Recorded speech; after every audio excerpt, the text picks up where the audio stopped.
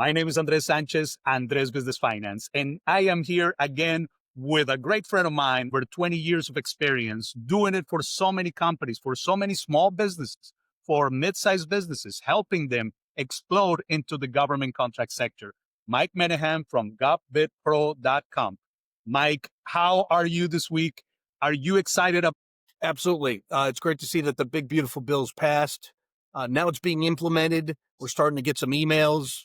We've got clients here at GovBidPro, our website, govbidpro.com, where we're starting to see that the money's starting to flow in, where people are saying, hey, we've made a decision. This is the company we've chosen.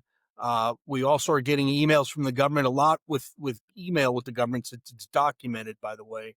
We're getting emails from the government saying, hey, you quoted us back in first quarter of this year, back in February, March. Is that quote still good? So we're starting to see some of that.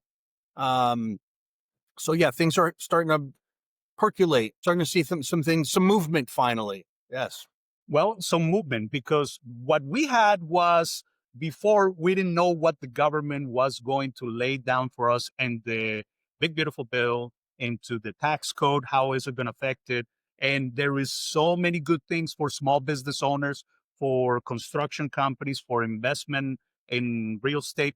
Now, I think this is a great way to incentivize the growth of the United States economy. I think we're going to have a lot of good things to talk about. And in the government sector, well, it is very impactful for the economy of everybody that is listening to us and working with us. For example, the story of a guy by the name of Michael. What do you know? He's got the same name as me, and he runs a facility management company. And what they do is they build kitchens to spec.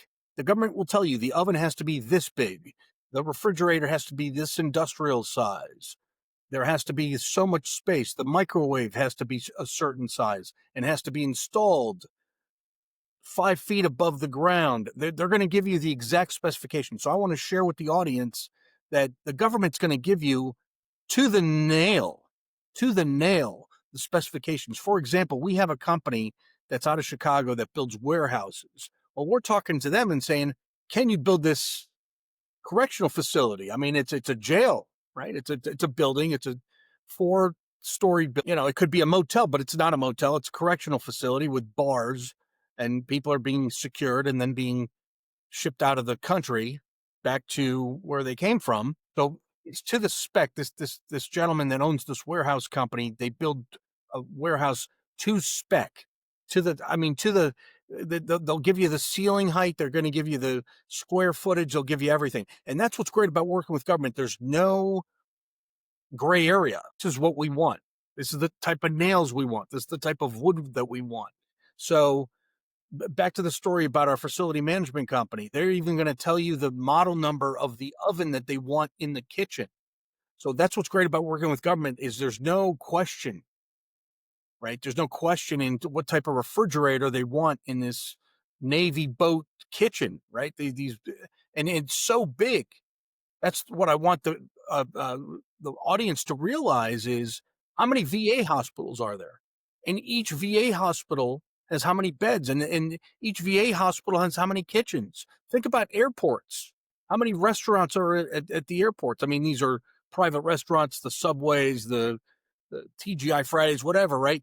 But how many people go through an airport and need internet access and cell phone access, bring your own device? Yeah. Talk about IT, right? So I want the audience to think bigger. Schools, airports. And then there's the other piece to it. We are starting with certain clients are saying, hey, this is not going to be an overnight thing. We want to make sure that we communicate that. So some clients, some prospects are coming to GovBidPro and saying, we don't know what we want just yet, but we did have a contract with the school district. We did have a contract with the airport. We did have a contract with the DOD about 10 years ago, 5 years ago, 7 years ago. What they need is a government affairs manager. Not necessarily contract, not necessarily bids. Like, what's going on? Let's do an evaluation of what's going on in your government affairs. You've got B2B, business to business, business to consumer, B2C, and then you have B2G, business to government. What's going on with your government affairs? And that's much more popular with the medium and large companies, but the small businesses, they go ahead. Absolutely. Well, Mike, I love everything you just said because what we want to do is give an example to the people that are watching the podcast and saying, okay, am I in a sector that is going to be affected the by the big beautiful bill that allows me to get into government contracting? Now, doing contracts with the private sector, certain requirements, right? And the bigger you become as a construction company, I'm sure you're going to see that you're going to find a lot more specs into what you're being requested. If you are doing construction, particularly in this case, kitchen, for let's say, in the retail industry can be like maybe you were building Chuck E. Cheese's, which is something I'm very familiar with. Uh, shout out to Chuck E. Cheese. That was a past life. I knew a lot about that. So they require certain specifications that are to be basically multiplied in different and all over the country. So the same type of building that you will build here in Dallas, you needed to build it also in Dover, Delaware, or let's say Staten Island, whatever you were building this facility. Well, the same thing is with the government. The government is going to require you to have a certain type of specifications, and mostly they were looking for exactly the same so they can multiply the process everywhere. All right. So, Mike, I wanted to share with the audience, basically what we're talking about today, because the better they understand the opportunity, the faster they're going to go and read the QR code that is going to appear in the screen, go into the link. Also, you can click on the link to be able to fill out a quick viability questionnaire that is going to allow us to determine if you are ready for government contracting. It's very simple, it's very easy, but you got to understand how it works so we can definitely take you to the right answers. Besides the correctional facilities, you're also talking about technologies. The government's going to make a huge investment in AI, and we are artificial governance and the monitoring, the research of this AI. Because the last thing that the government wants is for for bad things to happen, and it's a robot that's doing it, right? There's an investment controlling the robot, right? So data centers is big, and now some of the, I'm sure the audience have read the article about how Facebook wants nuclear power because they need nuclear power for a data center. That's how much power they need for 2 billion people on Facebook. So the government's looking into that and making huge investments. So if you're in technology, again, we offer a free consultation. It's 15 minutes. It's on Zoom or Google Meet or on the phone. Let's talk. Let's see if government's for you. What type of government? We have a client right now in Arizona that only wants to do the states. They don't want to do the federal. So we're targeting states that are growing because of people leaving California, New York, and New Jersey. So Texas, Florida, Tennessee, the Carolinas. So the registration that has to happen to each individual state. For example, in Florida, you have to sign up with SunBiz. So we're providing that guidance for them to do that. So we provide it in all areas, and it's custom. So if you want to do states, great. If you want to do federal, fine. If you want to do school districts, okay, let's talk to all the schools. We've got a client right now that's selling a specific software and wants to talk to all the universities. So that's targeted outreach that we can do only to universities. Well, and that's why look, government contracting, it is like a tailored suit. We have to take all the measurements of your company when it comes to financial capabilities, when it comes to the experience, when it comes to, the type of NIAX specifications, previous work completed, Right. Basically reputation, all those things. And then we make you that tailored suit that allows you to present yourself to the government to be able to acquire those government contracts.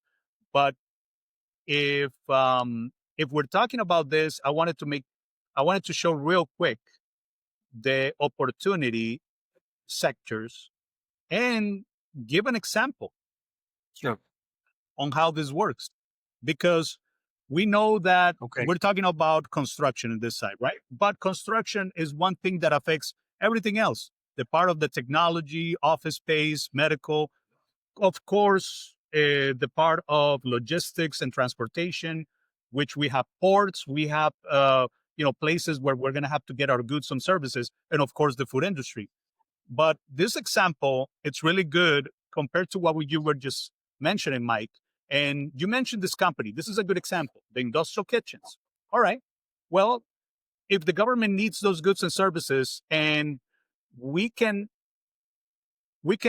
create the suit, the tailor suit for your company to be able to win into those construction opportunities. Those construction opportunities are going to come in the form of airport projects, manufacturing, VA hospitals, data centers, detention facilities. There are so many places that just this particular industry alone is going to be able to seek and grow and maintain government contracts. Is this a good example compared to what you were just mentioning, Mike? Yeah, absolutely. So what we want to do is talk about, I want the audience to think about the facilities that are government related, like a VA hospital. In the VA hospital, there's going to be, of course, beds and doctors and nurses, but there's going to be kitchens, right? Like a school is going to have a kitchen. It's a cafeteria where the kids eat, right? The data center,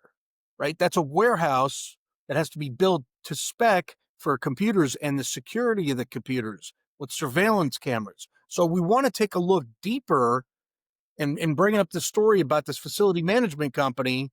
We want to tell the story about, we want to share the idea that it's about relationship with the government, showing, like you said, Andreas, about how you've got to show past performance.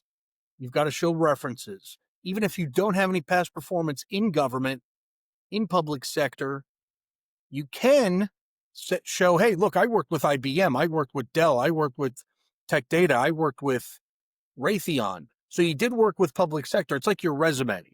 Who are your key personnel, right? The key personnel have to have a good standing. Your taxes are paid. Child support, if you have that, is paid. You don't have any felonies, that kind of thing. Those are important things to realize. So because the government can't have if someone has any issues, right? What I want people to think about is, let's take, for example, a correctional facility, a VA hospital. What products and services go into those facilities? The kitchen, the roof, the floor, the laundry, all these things. And then if it's a new facility, you've got to construct it. You've got to buy the land. And then you've got any kind of maintenance to it, right? You've got to maintain it. There's the warranty. You buy a computer, there's a warranty. You put the computer into the facility. So there's so many people involved, thousands and thousands of people involved. I'll give you a quick story that's an easy one. I've got a client in Lakeland, Florida. It's a woman-owned business. She's also a minority. So she's a minority-owned business. We work with those folks as well. She's not a veteran. She's a reseller. What I want the audience to think about, and they could take this away from this conversation, is how many people are involved when this reseller, who's a woman-owned business and minority-owned business, gets a contract because of those two set-asides for 500 computers. 500 computers that are assembled in Texas. They're, of course, Dell computers. The distributor, the UPS driver, the people that work in the warehouse that have to deliver the computers. Now the government just doesn't want the computers. They want the training on how to use them, the installation, the warranty, the software, how to use the software. I mean, there's a lot of people involved. What about the training? That's 2 days of training on how to use this computer, 3D printer. There's training involved, right? And then, of course, in a year, you're going to need a new computer. So that's just the IT side of it. And then the cybersecurity, right? Then the internet access that goes into it, the Wi-Fi. So that's something that I want them to talk about. The So when they security. build a You facility, a mentioned correctional the facility, a VA hospital, think about how many people are involved. Go ahead. yeah, absolutely. No, I'm with you. So, Mike, great points and great picture. So our audience can understand the opportunity and they can really take advantage. Mike, I think this is a great information. I want to remind the call of action to people that are looking at us today, which is number one, go to the website, Mike Menahem at govbidpro.com. Of course, you can contact us at EVEMAR Capital as well. Uh, Go to the government contract section, questionnaire, fill out really quick, only a couple of tabs for you to fill out. Let us have a conversation so we can understand if you are ready to get into government contracts. What part of the process are you in? You might be ready, you might not be ready. We might need to help you prepare for that. And that's where we want to help you to be able to get the right actions taken so you can take opportunities on these efforts. Mike, I think I want to leave it like this for now. I want to thank you so much for this information. We're going to mention other industries coming up, from what we discussed. But again, I want to leave you again. Please tell us the website, the phone number, and email so they can contact you as well. Sure. Its website is GOVBIDPRO, govbidpro.com. All right. There's plenty of videos on there. We've got new AI videos. And then my email, same thing, same domain name, Mike, MIKE at govbidpro.com. Email me anytime. I'll follow up within 24 hours, even shorter than that. On my email, by the way, when I respond to you is my calendar. Jump on my calendar if you like, and I'll send you the Google Meet video. And then phone number is 505-585-1749. Give us a call at the office. It's right here. Let's talk government contracts for 10, 15 minutes. I've been doing it for 20 years. So we're ready to talk government contracts. Thank you, Andres, for doing this. And we look forward to the next podcast. Absolutely. Stay tuned. Every week, we're going to bring you new information, new ideas, new ways for you to be able to take advantage of this growth that we're going to have in the government contracting sector. Thank you so much. Thank you so much, Mike, for this information. And we will see you in the next podcast.